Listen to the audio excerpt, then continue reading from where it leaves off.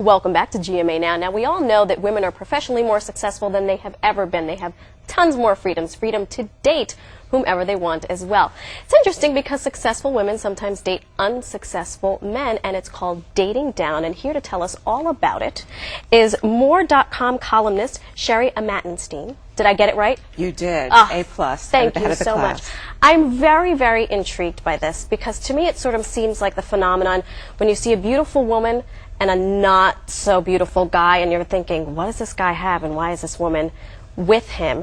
And here we're talking successful women with not so successful counterparts. Read this out for us.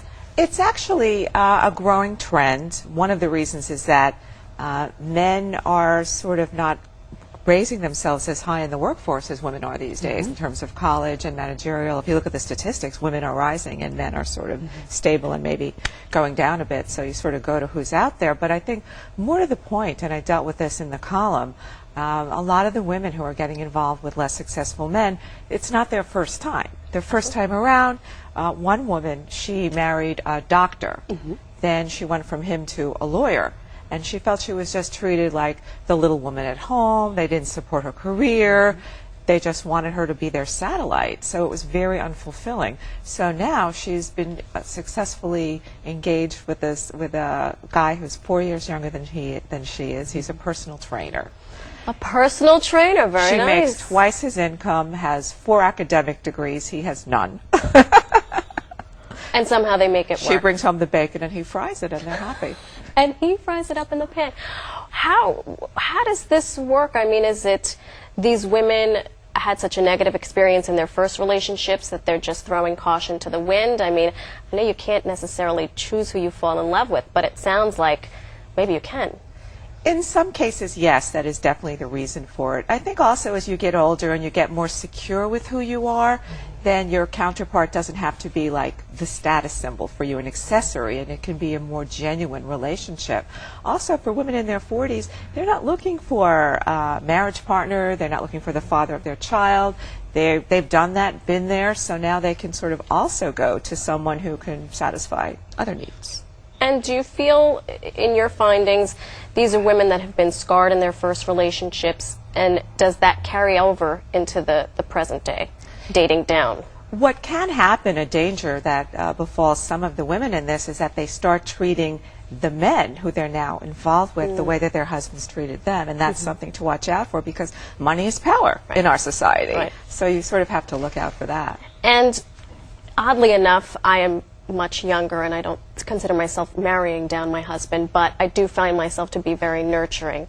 Do you find that that sort of happens if you have a more successful, perhaps older woman dating a less successful younger man? Is it this a mothering, nurturing, dare I say, Oedipus complex? Ay, ay, ay.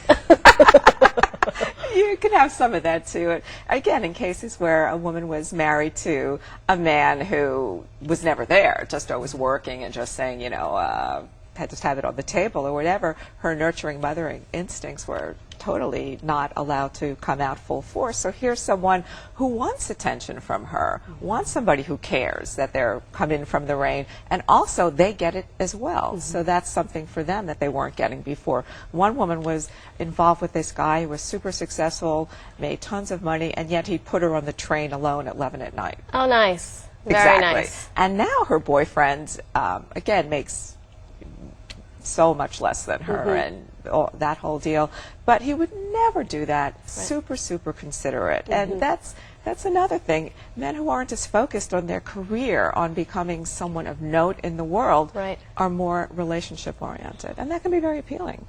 I was thinking about in popular culture and just in our culture, Jennifer Lopez dated her backup dancer, and I mentioned Britney before.